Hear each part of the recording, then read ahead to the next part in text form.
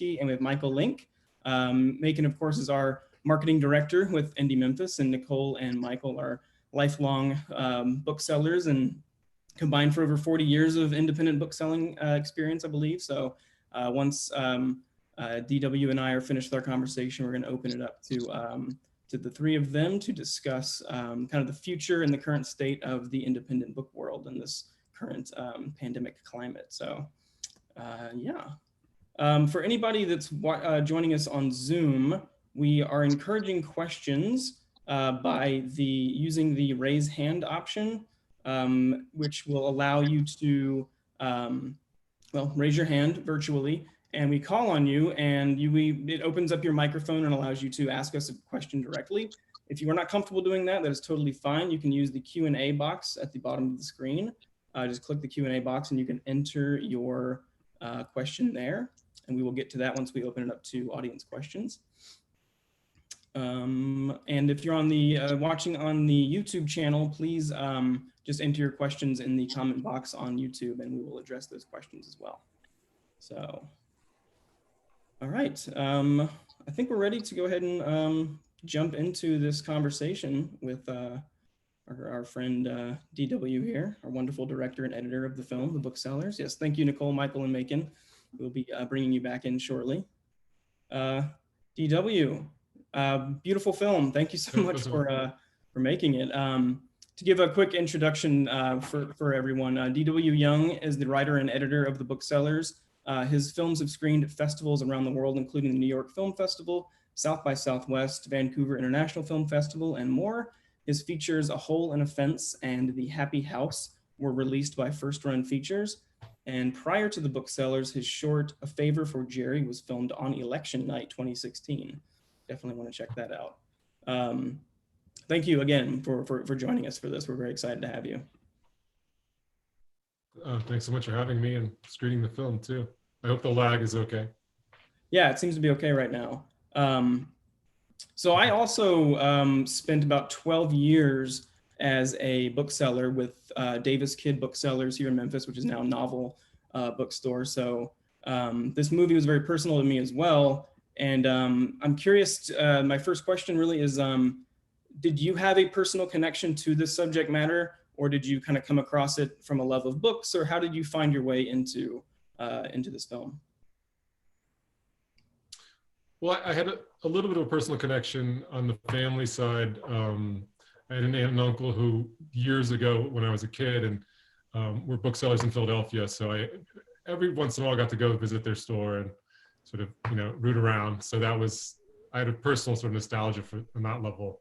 But beyond that, it was really just as a reader and, someone who has books, but not valuable books, that I came to it.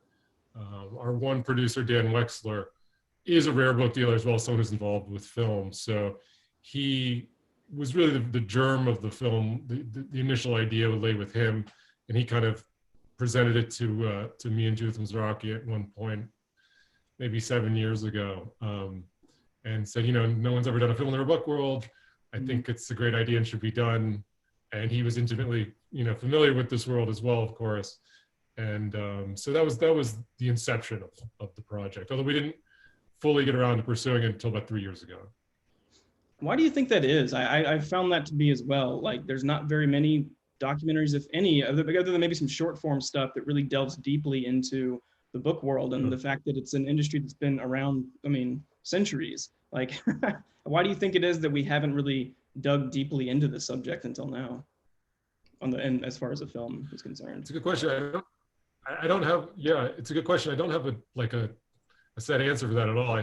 I think on the one hand, rare book deals are kind of, they're not the kind of people who just leap at the opportunity to be in a movie, probably. So maybe there's a bit of built-in resistance. I think maybe it's also has to do with the fact that from the outside, it maybe doesn't appear to be an interesting topic on some level. Certainly if you don't know a little better. I think Judith and I, Judith Mizrachi, our other producer, we had been to the Antiquarian Book Fair as well before Dan even mentioned the idea of the project. So we had seen sort of the world, the rare book world at its most extreme, its most visually sort of resplendent. And I think we had an idea going in then and Dan was certainly always very enthusiastic about the visuals from the beginning, but the idea that there was a great visual potential, which I think maybe without recognizing that, your first assumption would be, oh, it's just like boring brown leather books on shelves. Yeah. A little bit. But I don't know. I don't know why no one had ever done it, but which is quite unusual these days to find any documentary subject that hasn't been covered, right? Right. I mean, I think so much of it's like the eccentricities of some of the people that you talk to. I mean, that in and of itself is rich, subject in and of itself. But so speaking on, you said that a lot of people in the book world might not have been particularly interested in participating in something like this. Did you find that to be true? Did you get a lot of pushback from some of the people that you wanted to interview? Did you, just because maybe they didn't know your intentions or just didn't feel comfortable? They're pretty solitary people. So is it hard to get them to open up and be a part of the conversation? Having said that, actually, everyone was happy to talk with us. Yeah. So I think in some respect, it was a novel idea that someone was asking them to be in a movie. And so I feel like it hadn't been maybe fatigued. Argosy Bookstore gets they get a lot of press, and they've, I think, done a lot of sort of stuff where they've been featured in New Yorker, et cetera. So I think maybe they were more comfortable with it. But I think because it was novel and people, I think, felt like what they did deserved to be recognized a little more and presented, fairly, I guess. Yeah. Everyone was pretty enthusiastic. I think having Dan aboard in the beginning helped give some people a little confidence and a sense of the kind of the honorable intentions of the project. Yeah. And then, as we talk to a few people, you kind of build an assortment of interviews and everyone's happy. Everyone knows each other, a lot of these people, and kind of if people weren't happy, I think they would have passed that along too. And I think most people were happy with their experience with us, shooting and doing interviews. So I think we also built some confidence amongst people that paid off. That's great. And I really love everyone in the movie. For the most part, I'm really fond. I think it's a really wonderful group of people. And so that's a kind of a big plus. You don't always get that making a film, but I really enjoyed talking to everyone and showing what they did. And it's a really fascinating bunch of people with a lot to say and a lot that we didn't get to include, of course. Sure. Having spent as many years as I did in the book world myself, I always, what always fascinated me about booksellers in particular, I wasn't in part of the rare antiquarian book world by any stretch, but it still holds true for a lot of them, is that there's such a vast intelligence and a drive to be a lifelong bookseller. And, so many of these people could have chosen avenues that might have been more traditionally lucrative, but, they chose to be champions of literature. And I find that to be just incredibly noble and honest. And was that something that you took away from your experience talking with them as well? Absolutely. Yeah. It's funny. Everyone jokes like if I were interested in making money, this would not be the profession, of course, I would have undertaken. And so I think, everyone really has a passion for what they do. And it's one thing I love about the people in the rare book world is that nobody comes, and we mentioned this in the films, nobody becomes a rare book dealer via any set path. There's no degree you can get in rare book selling. There's no exact criteria for being a rare book dealer. So I think that it seems to draw people with a certain sensibility that's outside of the norm somehow. But for the people who fall into it and who it fits, I think it's you can tell when it fits and they're able to do really interesting things. Definitely. One of the things that stood out to me while watching it, and then I was a little surprised after reading some articles after the fact, was, the conversation around the changing landscape of e-commerce and digital books and things. And, I thought it was really interesting how you kind of didn't really go deeply into that. It kind of looms over everything in the film, but you didn't really choose to, like, Amazon's only mentioned once and the Kindle's maybe mentioned twice, but you don't really harp on that and how how the e-commerce world has really put a dent in what these people are doing, because I feel like it kind of speaks for itself. You didn't really need to really hammer that point home, but was that something you chose to do from the outset? You didn't really want to really, villainize that world so much and just make it about the people, or was that just something that came along during shooting? Well, I think it's tricky because I think there is a difference between the rare and the new and used probably here a bit. And I think the impact of the internet on the rare is a little different than the new and the used. In the end, they both influence each other then in turn. But I think hopefully we did get this across in the film, with the rare book trade, it's really that a certain segment of the trade that was kind of how a lot of businesses made their daily bread kind of, it was the stock, material, that just fell apart. The bottom dropped out, became a race to the bottom, as it's kind of often referred to. Right. So I think that was a real major realignment of how people had to do business in the rare book trade. So I think we cover that. I think, as far as Amazon goes and reading, I mean, I think these are, in terms of the rare book trade, it's kind of like a larger question of like projecting forward. Mm-hmm. And I do think it does seem, I think we note this, that ebooks don't seem to be the threat that they were feared to be as much. Right. As I think it's more the concern now amongst the dealers who are more pessimistic about the future it's a more gradual diminishment in kind of a contraction of the trade that would come about through just a general lessening of interest in reading long form text, which means books principally. And that's due to, I think, would be due to social media, our phones and portable devices and all that. Whether that'll pan out, I have no idea. I think it's reasonably concerned about it, certainly. But I think there's reason, as the film also, contains, there's reason to be optimistic that we can move past that too. Yeah, and it seems generational in a way that they weren't expecting. That there's a lot of people of my generation and even younger that are much more into the idea of a tangible physical media and physical objects, and I think that really comes through in this. So, yeah, I think that's a little bit like the question there, like, is it going to be more of a collectible vinyl scenario where the novelty is the main thing, versus for people, say, who grew up where books were so sort of ubiquitous and such a fundamental part of everything you do, in a way that's not as much now, certainly, because even on reference materials alone, like, I remember as a kid, you had to actually look in the dictionary for definitions of words, and now like a physical dictionary is really a tedious thing to go get off a shelf, and right we've just moved on more or less, unless you need the OED for something, but in general, you just look at your phone quickly. So I think that's like a little bit of a question. Will people who don't see books as part of the everyday part of their world, will that impact how people relate to books sort of down the line in future generations? Right.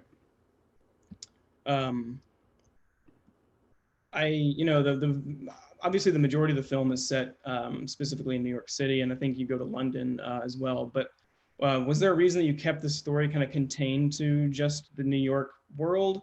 And did you explore much of the book selling culture outside of New York and other regions, even outside the country? And if you did, were there any dealers or collections that really stood out and impressed you that you weren't able to include in the film? Yeah, we never actually made it to London. We have some Brits in the movie. Right. So we did, because the New York Antiquarian Book Fair is sort of the preeminent book fair in the world, and so many international people come to New York, it was a nice way to give a glimpse and a little taste of some international dealers and other, book culture. But we chose New York mainly because it just felt like we needed to condense and contain the roster of dealers and the focus of the movie in some form. Because, we could just travel around America and there's many amazing book dealers in every city and every state, but it just was overwhelming to do that. And New York, being based in New York being I would say the biggest city for rare book dealing and for bookstores probably in the US, it was a natural sort of setting to do it. But it was great to get a few British, dealers in, and a couple other people to at least enhance that a bit. Yeah. We're not going to quite open it up for Q&A just yet, but for anybody that's just joined us, if you do have a question, you can either hit the raise hand button and we will unmute you and you can ask your question directly, or you can use the Q&A box at the bottom and enter your question there, and we will get to it shortly. I really responded to the scene where you're discussing the difference between art collecting versus book collecting. Can you talk a little bit more about that? Because that was really fascinating and not something I was expecting you to go into about, how art collecting is more about, procuring something and showing it off and showing your wealth and whatnot, and how books is much more personal. Was that something that just became, did you just heard from booksellers and really ran with that idea, or what? Because I'd never really considered that before. Well, I think as we felt like we did want to, because I think to understand the rare book trade, you do have to understand the high end side a fair bit. Also, it's some of the most compelling, amazing stuff is the super expensive stuff. So it's fun to delve into that a bit and show some of that. And then I think it's once we got to the point where we're talking about auctions and specifically auctioning of the Da Vinci, the Leicester Codex that Bill Gates bought, that Stephen Massey in the film, who was the auctioneer there, recounts, it felt like we're at this apex of the book world, almost like unavoidable to have to to then at that point contrast that to the art world. And I have to admit, kind of like Fran Lebowitz, I don't have a real high regard for a lot of the art market as it's referred to now. And so I think it was inevitable that we started bringing that into the discussion a little bit. And I think there's some very stark differences, and I just feel like they don't function. I mean, there's some similarities, but I think they're very fundamental differences. And to understand the book world a little, I think understanding some of the differences and having that contrast is very helpful. Yeah. And I think the book world can't manufacture its own value so readily as the way the art market does, which I find particularly distasteful. I think Arthur Forney calls it kind of a cultural dead end, and I tend to agree with that. Yeah. In a lot of respects, not every respect, but Sure. Fran Lebowitz was wonderful. She was such a great part of the film. For anybody that hasn't seen it, or if you did watch it and you stopped watching before the end of the credits, I highly recommend sticking around for something. So don't give up on the movie once the credits start. But no spoilers. They're very short credits. Yes, exactly. Let's see. There was there any desire at any point to have any type of discussion around comic books? I noticed that, you go into the hip hop world and magazines and things, but comic books, because they're so, when I think of collections of physical media, comic books is kind of high on that list. Was it a decision to leave out comic books in this particular doc? I just feel like comic books really exists in its own unique realm so distinctly that it just merits its own movie, kind of. Sure. And already we're just so overwhelmed with so many different areas of collecting that we didn't include, so many aspects of the trade that we had to not include. I think it just would have been more than we could have taken on. So yeah, but I'm sure someone could tell a great story about the comic book trade. Right. So we have a question. Let me bring up our Q&A box here. Whose collection, this is from Danielle, she asked, whose collection sticks out in your mind as the most fascinating of all of the people you spoke with? That's a good question. Well, I have to say Caroline Schimmel's collection of women writers and anonymous. She'll include anonymous writers as well, of women in the wilderness and women in history, journeying and pioneering in America. I spoke to Caroline fairly early on, but it really was an eye-opening, I think, interview and experience, seeing what she accomplished. It was one of that and the critical mass theory that William Rees and Michael Zimmern espouse a bit. Those were the two things that really made me want to go to both made me recognize more kind of some of the value that the people who are collecting and dealing in this stuff are able to bring to the table, working sort of outside of the academia. That really hammered that home to me. And then the importance of sort of representing that in the film. So her collection in that regard, I think, was a real eye-opening. And, you know, of course, on the most so extravagant level, Jay Walker's private library, The History of the Human Imagination, was certainly completely mind-blowing and an unbelievable amount of material. And we was only there briefly, but, you know, what you see in the film is basically what we had time to see. But you could obviously, if we'd had more time, and there was all kinds of amazing stuff in there. Yeah.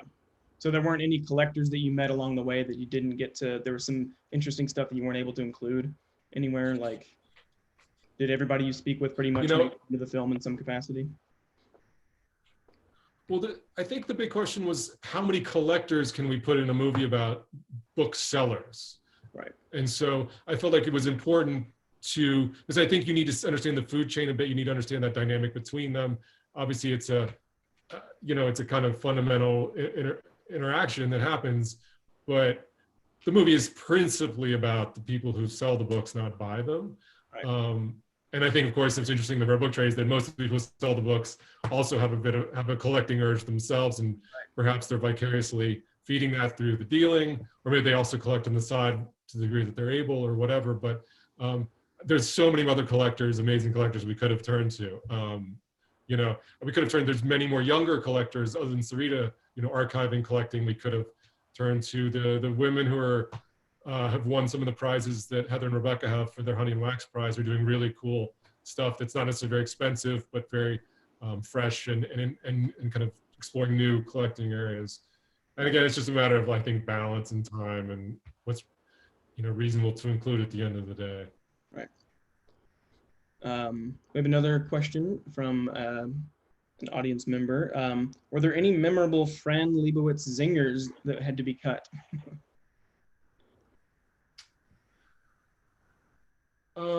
Nothing off the top of my head, but you know, Fran's just an endless supply of zingers, so she can just riff on anything, and it's amazing. And it's a beautiful thing to behold, to just watch her take a topic or a subject and, you know, sink her teeth into it.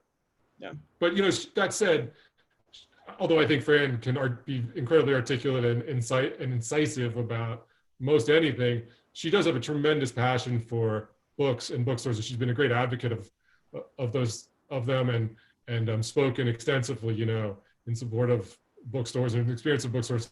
So it made, I think, great sense to include her in the film. And she just keeps you honest, right? Like, she's not going to take too much bullshit, I feel like. Right. Well, all right. Is there any other questions from any of our attendees on Zoom or on our YouTube simulcast? Any more thoughts or questions? Any more shy people that want to speak up right now? Feel free to raise your hand. Oh, we do have a new question. Excellent. Have you or are you planning to, well, it may not be able to do this right now, but was there any intention or had you done it prior to any actual screenings inside any bookstores? Had you made any partnerships with any screenings in that way? We hadn't done anything yet. We'd had a bunch of things in discussion to do. We were going to do something like this. I don't know if we had any. I think we maybe had some discussion with a few bookstores. We definitely had, like at the Schomburg Center at the NYPL here in New York, we were going to do something. We were going to do something, a few rare books, places we were going to do, institutions and such. So we were definitely working on things like that, but obviously we had just started screening it theatrically when all the Corona stuff hit, so we weren't able to pursue it. Well, now that we're in this virtual screening world, what are the next steps for your distribution of the film? Are you doing more of these type of Q&As and screenings, or is it just kind of up in the air right now? I mean, I think we're just basically gonna do as many virtual screenings with theaters, film festivals, a couple book organizations as we can.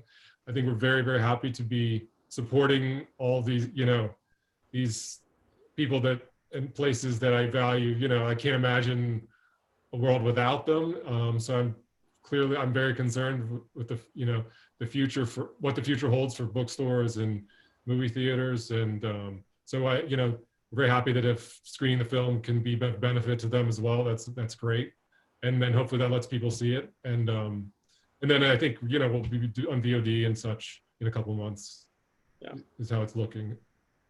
Well, that's great. Again, I loved the film. I know our staff loved the film, and everybody that's a part of this Q&A, really admired the movie. And we thank you very much for joining us. And I think at this time, I think it'd be great to bring back our other three panelists for their portion of the conversation.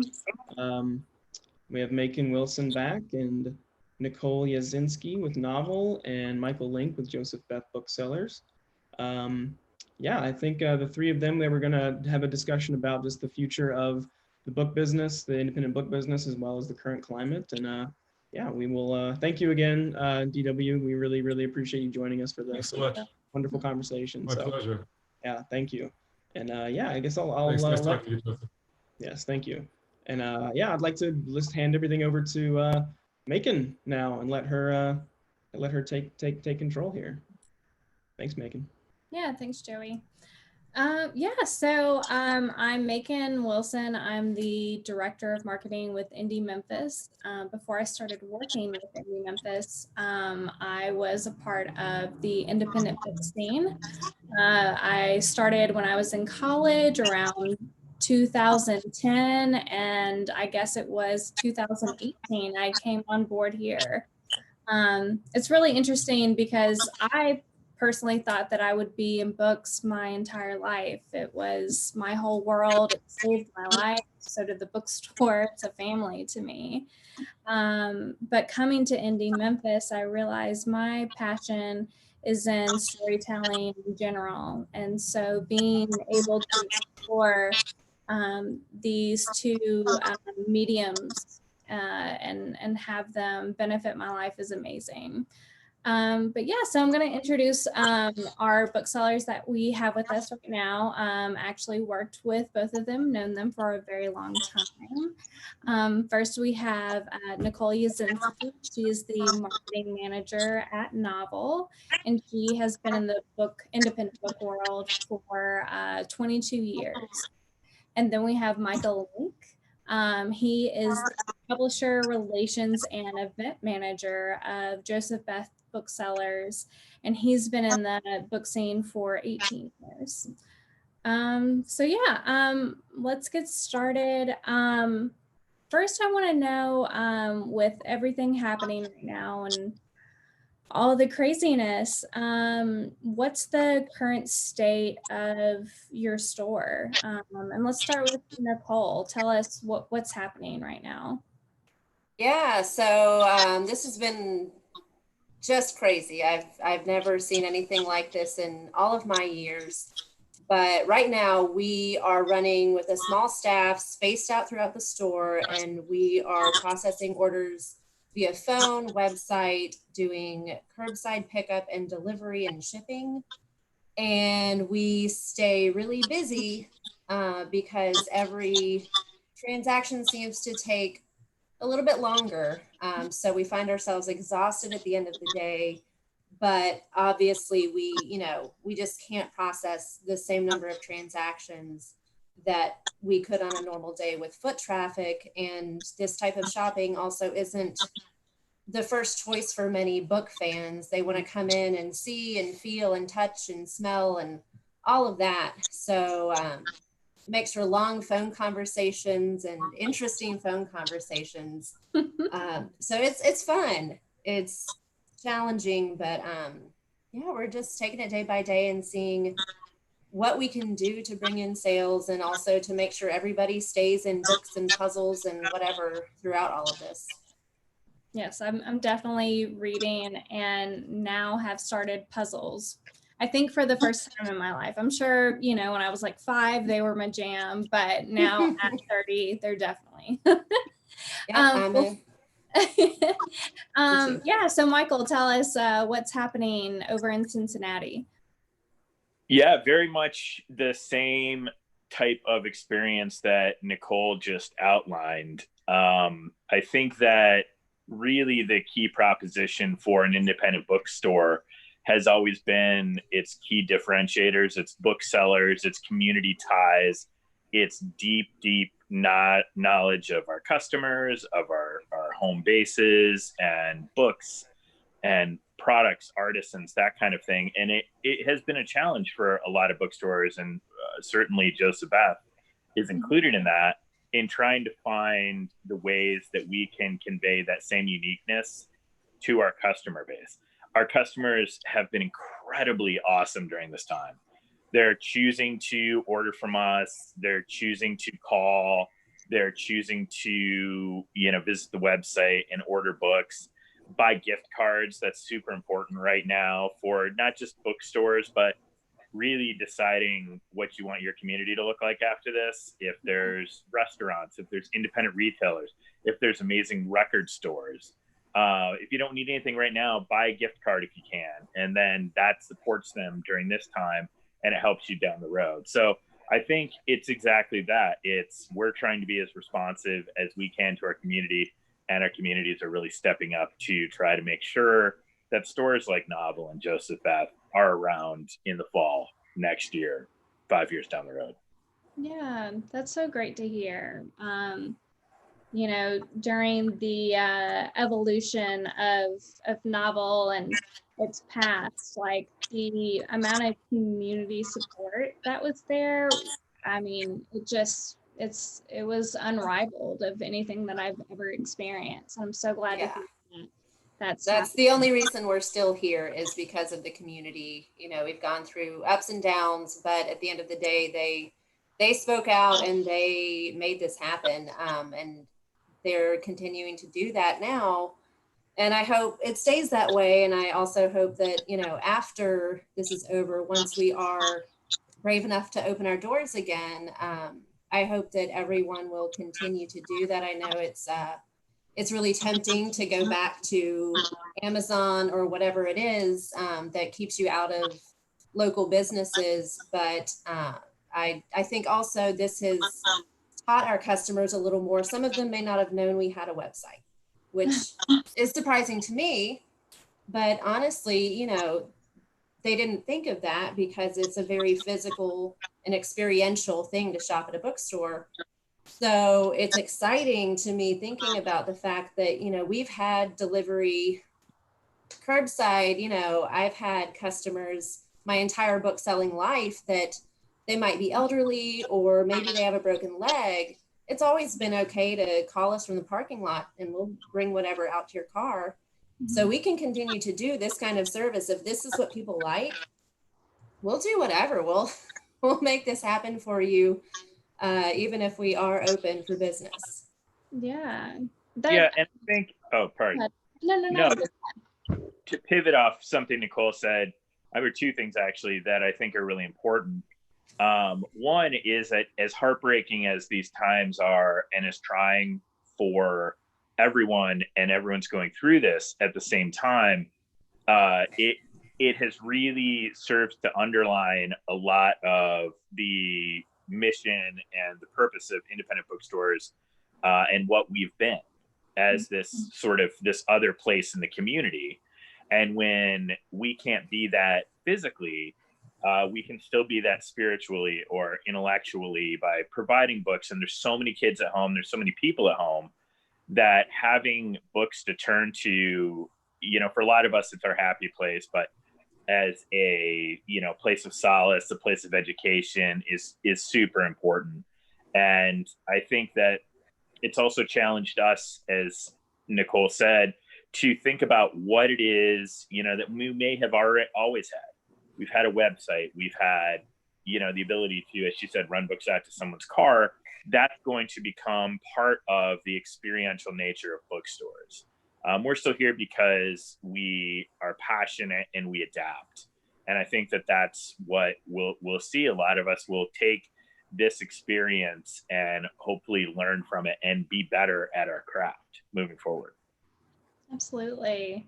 And kind of picking up on that, the things that you have already offered, but maybe people did not know about, and something that they can do to support now. I know that audiobooks, for some people, they do love a great story, but maybe, you know, like reading, you know, for whatever reason, like a physical book just doesn't work for them. And so audio is better. And I know that Libro FM has been something that you guys have been doing. Can someone, Nicole, can you Yeah. talk about Libro? Yeah, I love Libro.fm. Not to harp on Amazon, but you know, this is the alternative to Audible. This is a way that you can download digital audiobooks and support your local bookstore. On our website, if you scroll to the bottom, there's a Libro.fm link. They really go out of their way to devote everything they're doing to supporting indie bookstores. It's super helpful. I mean, even from marketing tools or whatever, but yeah, it's the same audiobook. You own it once you've downloaded it. And right now, I know they have some specials for Indie Bookstore Week. I think you get 2 free downloads for signing up. They're also donating the full amount of the membership initially to indie bookstores. And now they have a promotion for socks. I don't know why socks and book selling have become such a thing, but it's a thing. And so they worked with 10 different artists to design limited edition socks. So you can go to their website and purchase socks for $15 or up and support indie bookstores. But yeah, it's a great way to continue to get the content the way you want it. If you want to listen to audiobooks and support local. That sounds great. And it's funny that you mentioned socks and book selling. And, you know, when it comes to pronouncing things, I mean, and as much as I read, sometimes I don't always look up how to pronounce the, you know, correct thing. But it sounds like that's higgy, right? Like, is that the Swedish term for like cozy? Oh, yeah. You know, so candles and all of that, like it all comes together, which is another thing that I've also bought from novel during this time. It's puzzles and candles and books and like anything to have like that calm feeling right now. I think another thing that we've, you know, that's, you know, again, it's the sort of curation that the indie bookseller does is choosing retailers, right? You know, be it socks or specific neighborhood candles or a community candle maker. We've also gotten really into games, card games, family games, educational stuff that people are spending a lot more time together, obviously, during this time period. And so I think anything like that, puzzles, games, family books, activities, coloring, candles, anything like that, that makes you have a little bit more of a sense of normalcy is something that we're really working on. You know, it's sort of fast and furious at this point.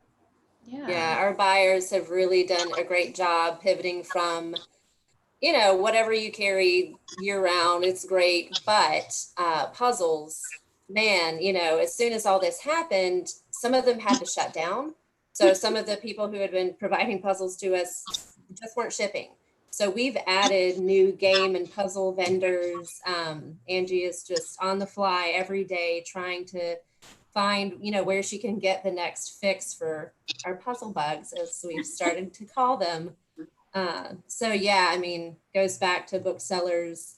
Having been on a roller coaster for many years, we definitely know how to adapt and kind of go with the flow and try to, you know, read the community, read our customers to see what will best serve them. What are they looking for and how can we help them? Yeah, and I think that one funny thing that was in the film was, and it was brought up multiple times when people would think about where the future of antiquarian bookselling was going, or how it was going to be. And I like to joke that the bookstore's demise has been foretold more times than I can think. First, it was going to be the chains were going to kill us, and then the internet was going to kill us, and then Amazon was going to kill us. Ebooks were going to kill us. And the thing is that bookstores are still here, and they're here because communities want them to be. Communities have to choose, that they put a value on having a bookstore in their city. Memphis wants novel. Cincinnati and Lexington have chosen time and time again, every time somebody walks into a store, that they want Joseph Beth there. And, all the bookstores are really a function of that traffic. And, we will survive this, and we will learn based on what our customers want from us. And that's what we'll try to be, because we are in partnership with our communities. And I think that that's so critical now more than ever, that the message that, we've survived all these other sort of doomsday scenarios by being adaptive and really listening to what it is that our communities want us, to do with them. Yeah, for sure. And, thinking about what like separates, whether it's chains or Amazon, one of the many things with independent bookstores, and something that's very personal to me, is the event program. And it's really interesting because when I was the PR and events coordinator, and during the iteration of the Booksellers at Laurelwood, anytime a publisher mentioned, Skype events or anything digital, I was, no, like that goes against the experience, and it just felt disingenuous. But it's so interesting, even in the film world now, like with what we're doing, like there is this opportunity to have this community engagement and keep a conversation going. So I've noticed that more bookstores are embracing virtual events. And I know, Nicole, you guys have done some. Do you want to talk about that a little bit? Yeah, we've, so before we closed our doors, we did take our weekly book, or our monthly book club, online. It was weird. It was like, I don't know where this is going, but we don't really feel comfortable meeting together in close quarters. So let's try this out. Because some of us have used Zoom for meetings over the years, but no one spent this much time on it. And so they did that. I'm like, well, okay, that wasn't half bad. This is new. It's a little bit tricky for some people. They've continued to have a weekly book, even on top of their book club. Oh, wow. So yeah, every Wednesday night, I think at 7:00. You can find on our website, there's a link to a book chat just to keep up with, what are we reading during quarantine? What are bookish people thinking about doing? And then beyond that, SIBA, the Southern Indie Booksellers Alliance, they put together a series called Reader Meet Writer. And because I was skeptical about, trying our own author event, not knowing how many participants we'd have and all of that. So they did this, and it was low risk for me to say, well, let's do this. And it's been really amazing because we're pulling from bookstores all around the South. And so you've got today, I think for Lee Smith, we had close to 400 people on there. And, because these are authors who had to cancel their book tours. Their book babies were born during a pandemic, and that's not their fault. And we don't get to show them the same love that we would normally be showing them with our in-store events and hand selling. So this is one way that we tried to adapt, and it's tricky. Some authors are sending signed book plates. Some Grady Hendricks offered to sign any books that you want to ship to him. Oh, he will wow. sign and ship back at his expense. Yep. So we're trying to figure out that piece, which is really unique to author events. But yeah, we're learning every day and having fun doing it. And I think it's exciting to think on the other side of this opens it up to, bigger authors who may only do 3 events for their tour. They don't usually make it to the South. Unfortunately, a lot of publishers consider where we are flyover territory. But now, if we're all comfortable with this and our audience is interested in this kind of engagement, there's no limit to who we could get speaking to this crowd via Zoom or whatever platform. Yeah, absolutely. And kind of thinking about book people, and I know for me, I'm very introverted. So even right now, talking to you guys and moderating, like there's a little bit of sense of ease because I just see your faces and I'm in a familiar place, you know? So, you know, with author events, sometimes I think it can be a little tricky to get people to, you know, leave the comfort of their books and their bed, and that, you know, security and everything. And thinking of how everything is evolving so quickly to where it's not even so much you're watching someone on the screen, but you're having a conversation. And, you know, with what we're doing tonight, like for people who are tuning in on Zoom, they can raise their hand and like actually ask the question.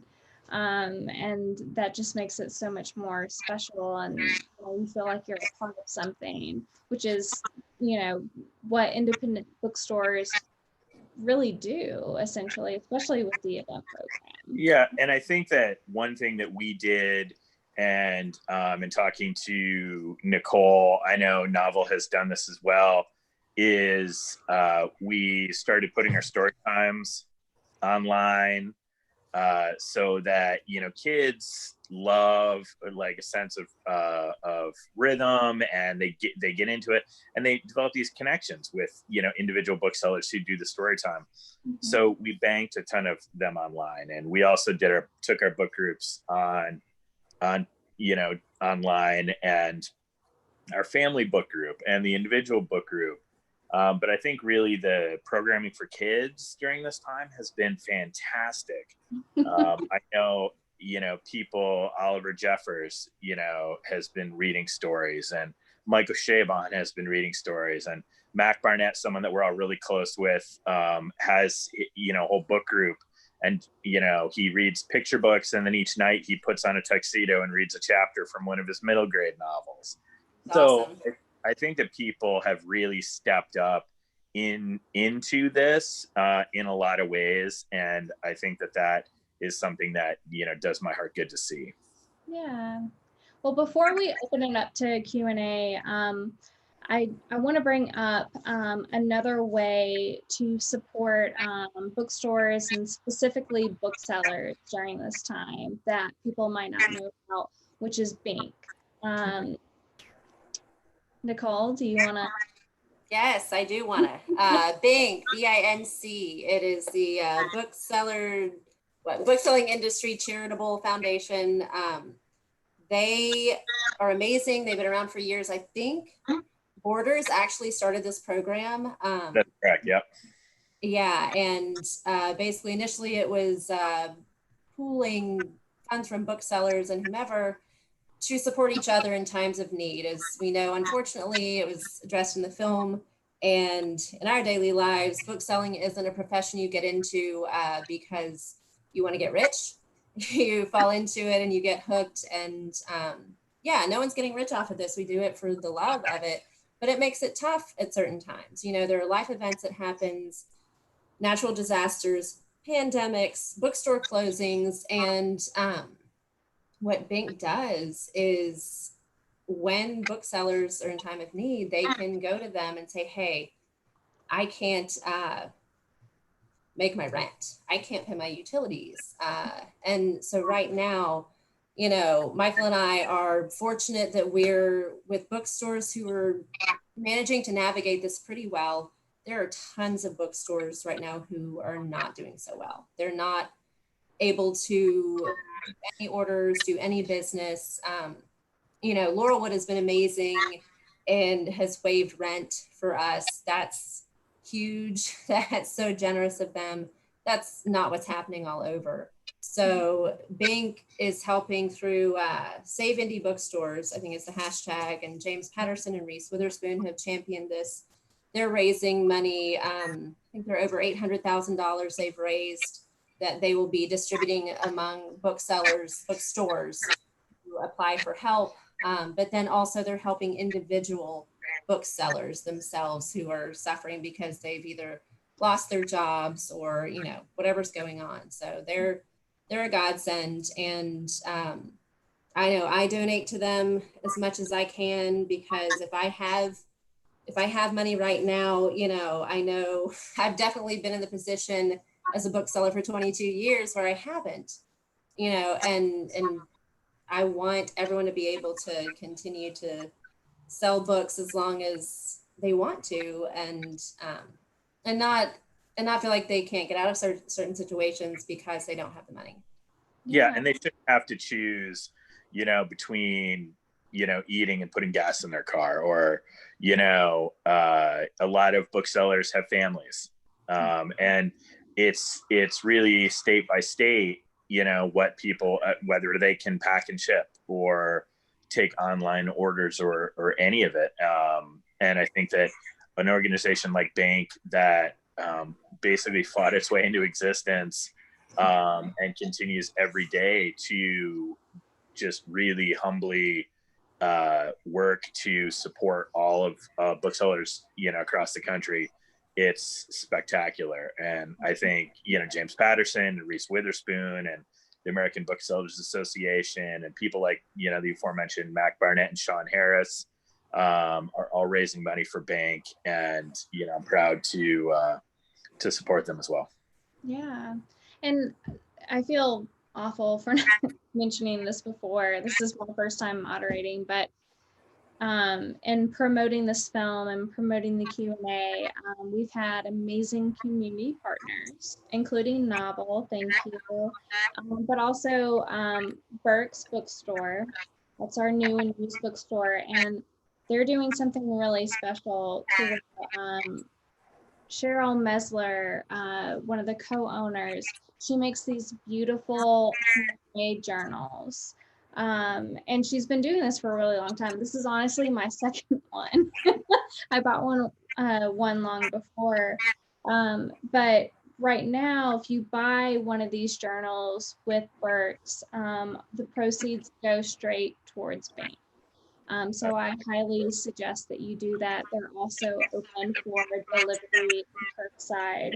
And yeah, it's just absolutely, like, you can see the foil and everything there. It's amazing. And then personally too, when it comes to Bank, during my time at the bookstore, I made that decision when I came into the industry, and it meant so much to me, that I was never going to take a job and have a career based off of money. It was always going to be something that I'm passionate about. And I had, my own personal situation and reached out to them, and they were there, and I'm so grateful. And that wasn't even during the pandemic, and the work that they're doing right now is just absolutely incredible. Yeah, being a bookseller, it honestly, a lot of us, it comes from a place of privilege.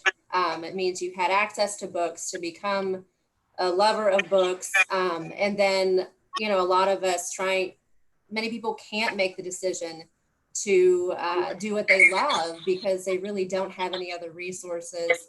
And so I'm grateful that Bank is around to maybe help make it a reality for some folks who struggle to make ends meet and maybe can find their way to book selling with that kind of help. Yeah, for sure. Yeah, so let's open it up to questions. If you're joining us via Zoom, you can either use the Q&A box, or if you want to use the raise hand option, we can call on you and you can ask a question with your microphone. No camera, don't worry about it. Doesn't matter if you're in your jammies or anything like that.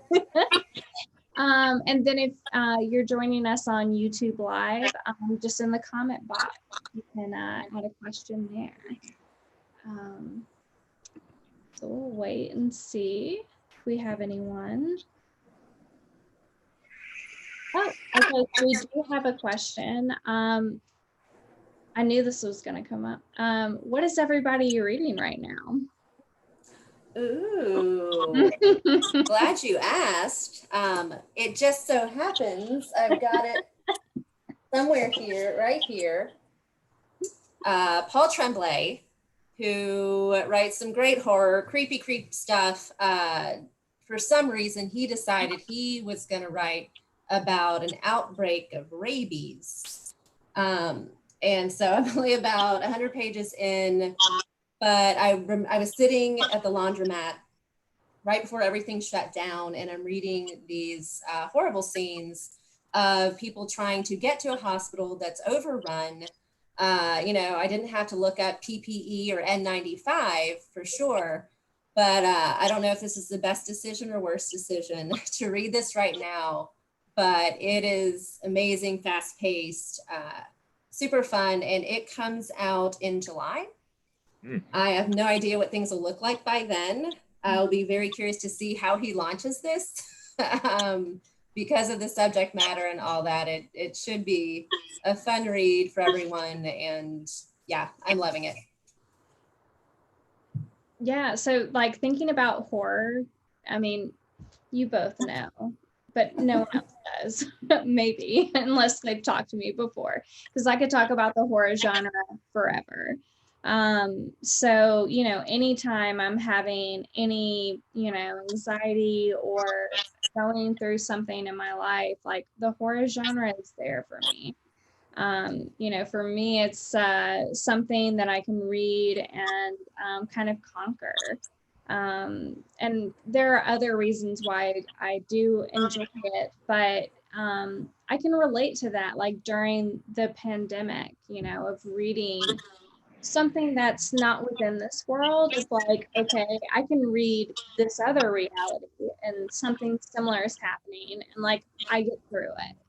You're going to get through the book. And we're going to get through this too.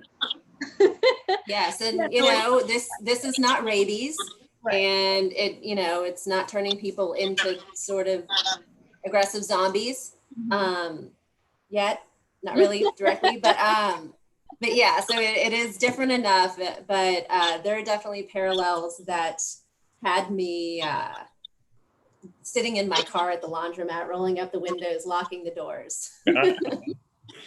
What about you? What I'm reading, here it is. I love that we all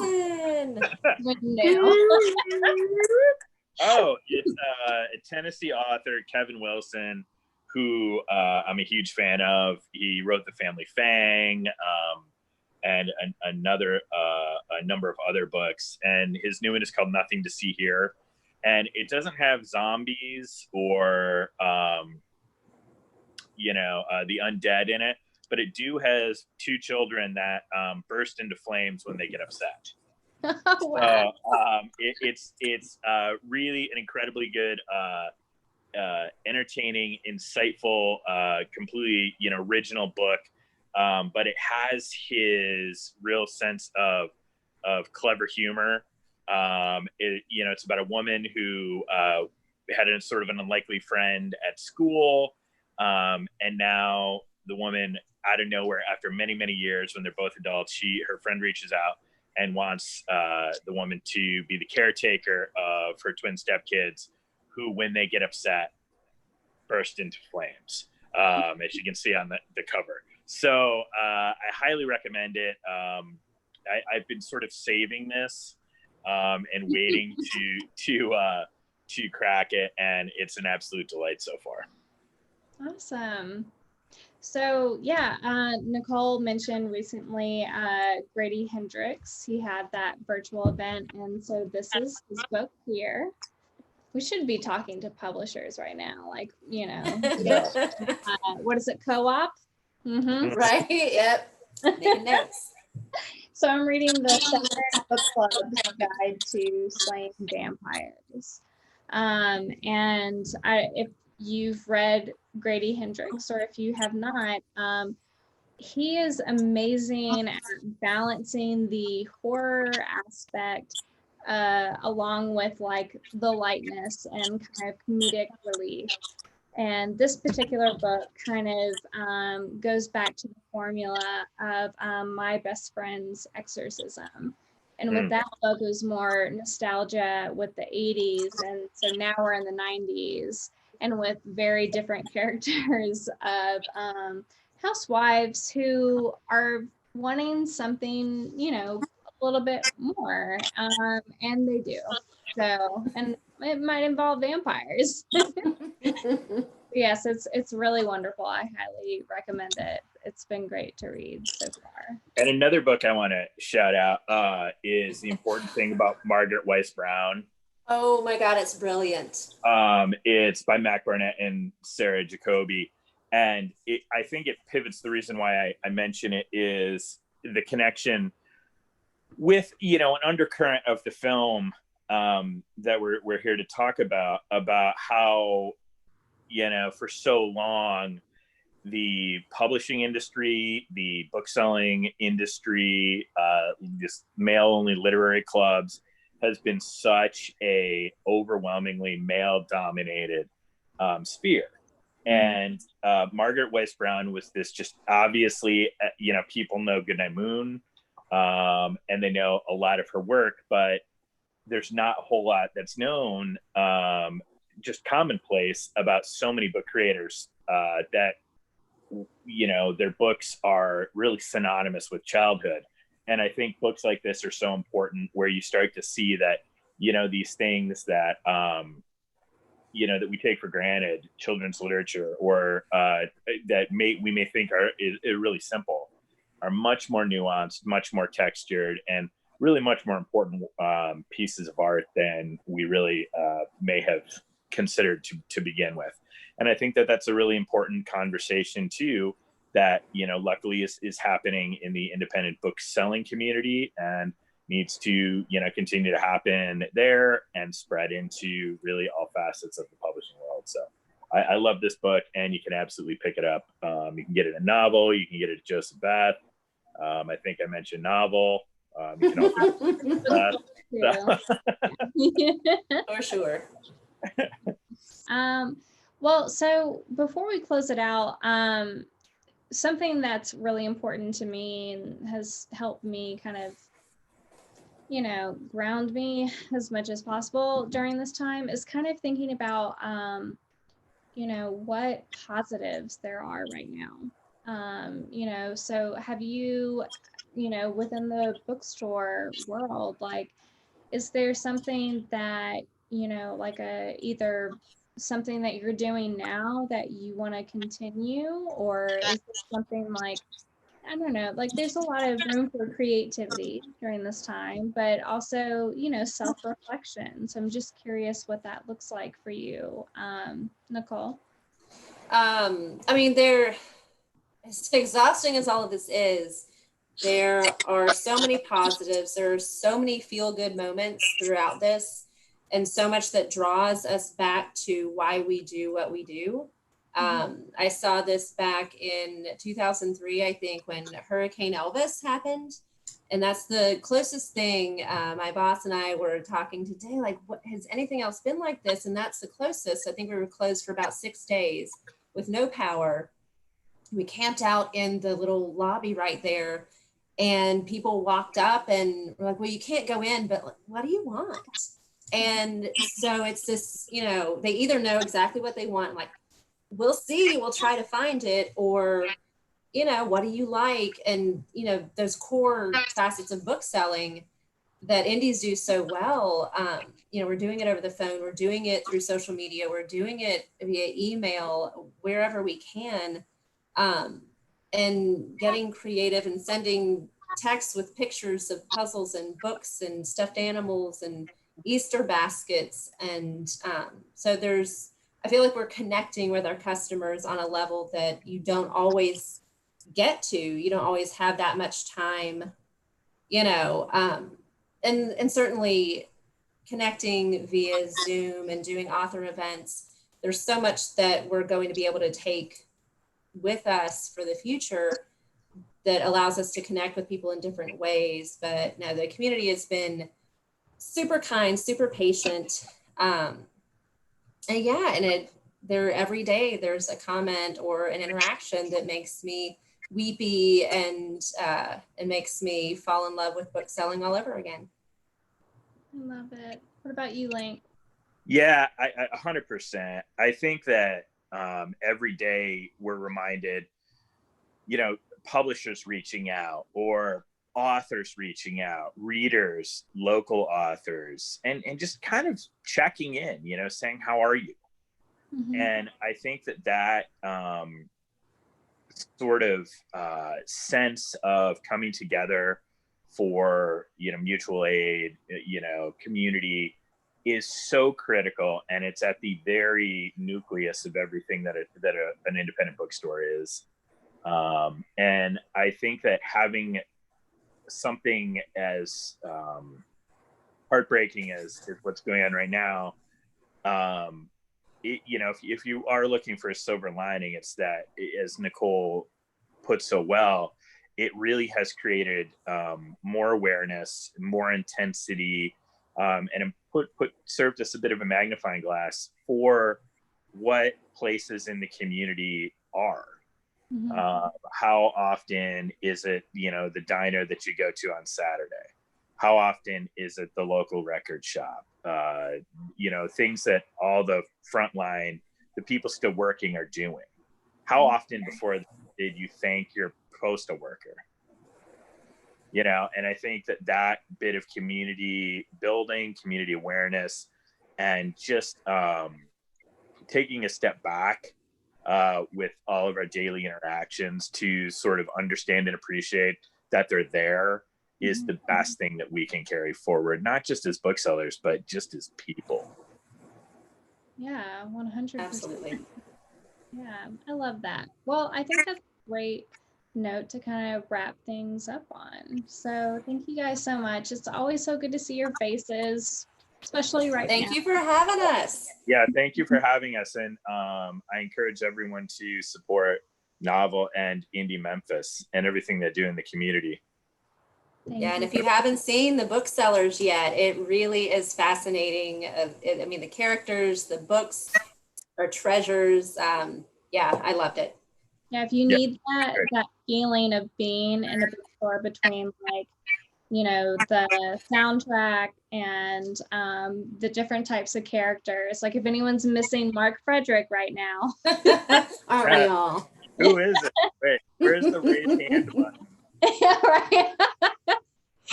Yes, so please watch it. And thanks so much for joining us. See you guys. Thank you. Thanks. Take care.